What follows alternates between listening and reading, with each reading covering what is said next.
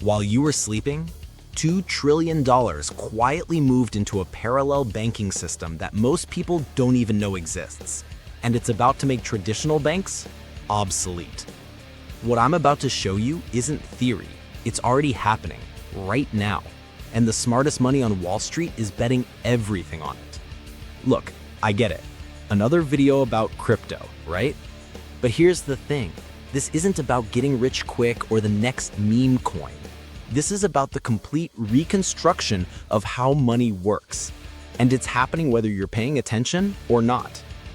By the end of this video, you'll understand exactly why BlackRock, the world's largest asset manager, just poured over $30 billion into Bitcoin. You'll see why stablecoins are processing more transactions than Visa. And most importantly, you'll know exactly what this means for your money, your savings, and your financial future. But here's what I need you to do. Don't skip to the end. The revolution I'm about to explain builds on itself, and missing one piece means missing the entire picture. Trust me, this is 15 minutes that could change how you think about money forever. Let me ask you something. When was the last time you tried to send money to someone in another country? Maybe helping family overseas or paying a freelancer?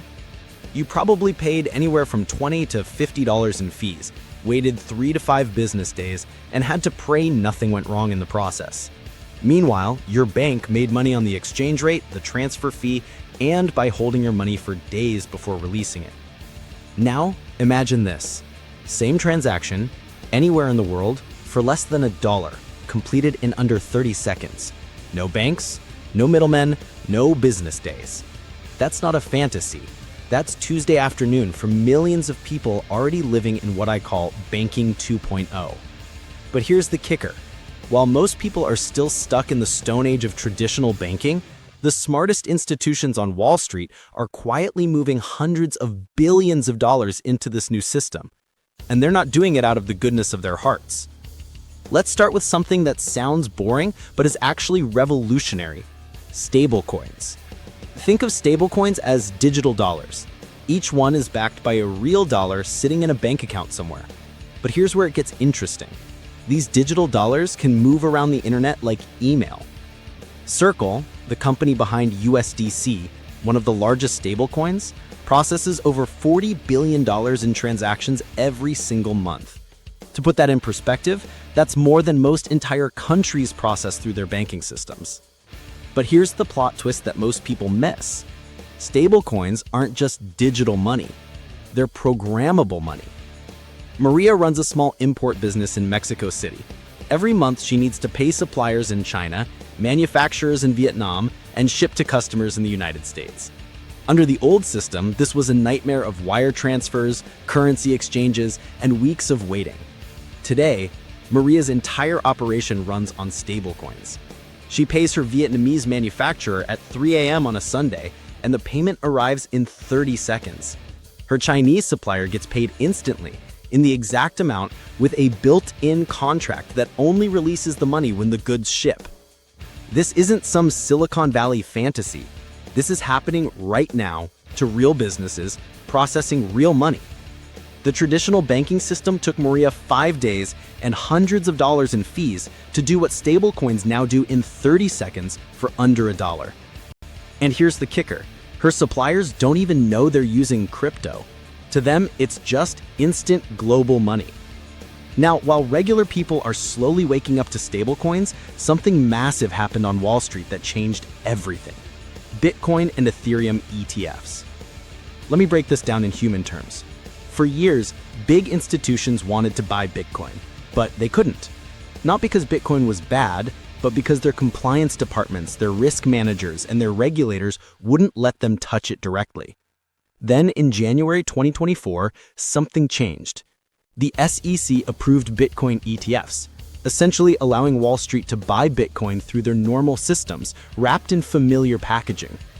The result? In less than a year, over $100 billion flowed into crypto ETFs. That's not retail investors on Robinhood. That's pension funds, university endowments, and sovereign wealth funds.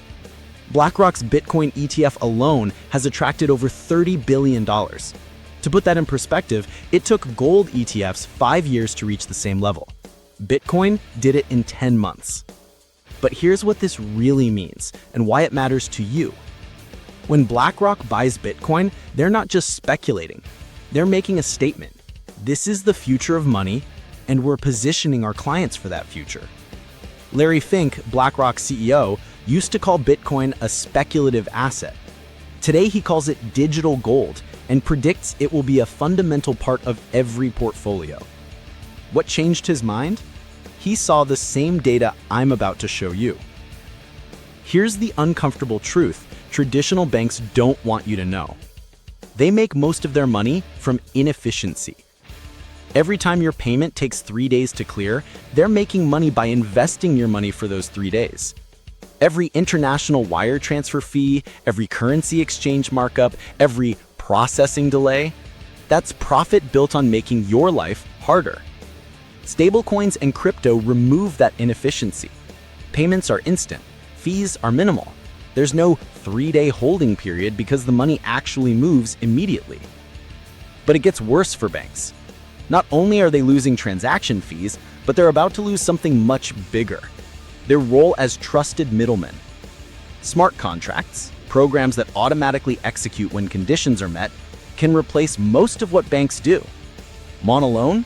A smart contract can evaluate your assets and lend you money instantly, with no loan officer, no credit check delays, and no bank taking a cut. Want to exchange currencies? Automated market makers can do it instantly at better rates than any bank. Want to earn interest on your savings? Decentralized protocols are already paying higher rates than traditional banks because they don't have massive overhead costs and executive bonuses to fund. The writing is on the wall, and banks know it. That's why JP Morgan, the same bank whose CEO called Bitcoin a fraud, now processes billions in blockchain transactions and has their own digital currency for institutional clients. They're not fighting the revolution anymore, they're trying to control it. Let me tell you about Carlos, a freelance developer in Argentina. 2 years ago, hyperinflation was destroying his savings. Every month, his pesos bought less and less. His local bank offered 2% interest, while inflation ran at 100%. Today, Carlos gets paid in stable coins. His money doesn't lose value to inflation because it's pegged to the US dollar. He earns yield by lending through decentralized protocols, currently around 8% annually. And when he needs to spend money locally, he converts just what he needs when he needs it. Carlos didn't just protect his money from inflation, he built a better financial system for himself.